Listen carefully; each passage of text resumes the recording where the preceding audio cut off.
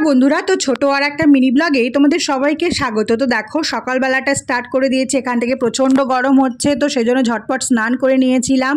নিয়ে দেখো 8টা বাজতে যায়, তো রান্না চাপিয়ে দিয়েছি কারণ আজকে একটু বেরোতে হবে, সেই জন্য তো তাড়াতাড়ি রান্না করে নিয়েছি। দুপাশে দেখো চাপিয়ে দিয়েছি, তো ঝটপট আজকে হয়ে গিয়েছিল। তো রান্নাটা দেখো নামিয়েও নিয়েছি ঝটপট, কারণ আজকে একটু বেরোবো 9টার দিকে, ওই জন্য। তো দেখো বেরিয়েও পড়বো, কারণ নাহলে দেরি হয়ে যাবে, ছেলেকে নিয়ে আবার স্কুলে যেতে হবে। তো দেখো রান্নাটাকে এখানে রেডি করে রেখে দিয়েছি, কারণ স্কুলে যাব আবার 11টার দিকে। তারপরে দেখো মানে আজকে কি রান্না করেছি এটার পরে অবশ্যই তোমাদেরকে বলছি। তো দেখো বাজারে গিয়েছিলাম, একটু রেশনের দিকেও গিয়েছিলাম, তো বাজারটা করে নিয়ে এলাম। বিশেষ কিছু করিনি, একটু সবজি নিয়েছিলাম, আর দেখো পাউরুটি নিয়ে এসেছি, সকালে ব্রেকফাস্ট করব তাই।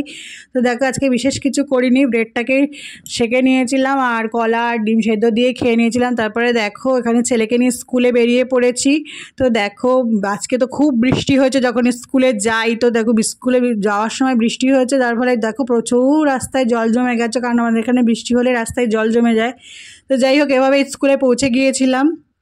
তারপর দেখো দুপুরে বাড়ি চলে এসেছি, তো লাঞ্চ শাড়িটা তোমাদের সামনে সাজিয়ে দিচ্ছি। লাঞ্চে অবশ্যই আজকে কী কী হয়েছিল বলবো। তো দেখো বিশেষ কিছু হয়নি, সাদা ভাত করেছিলাম, সর্ষে পটল করেছিলাম, তারপর ঢেঁড়স আলু চচ্চড়ি, আর করেছিলাম হালকা পাতলা ডিমের ঝোল আলু দিয়ে, আর আম তো অবশ্যই এখন সবাই খাচ্ছ।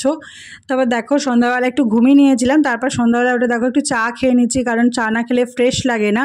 তো দেখো চাটা খেয়ে নিলাম। তো অবশ্যই ভালো লাগলে একটা লাইক কমেন্ট করে দিও। সবাইকে ভালোবাসা অনেক, আর ভালো থেকো সবাই।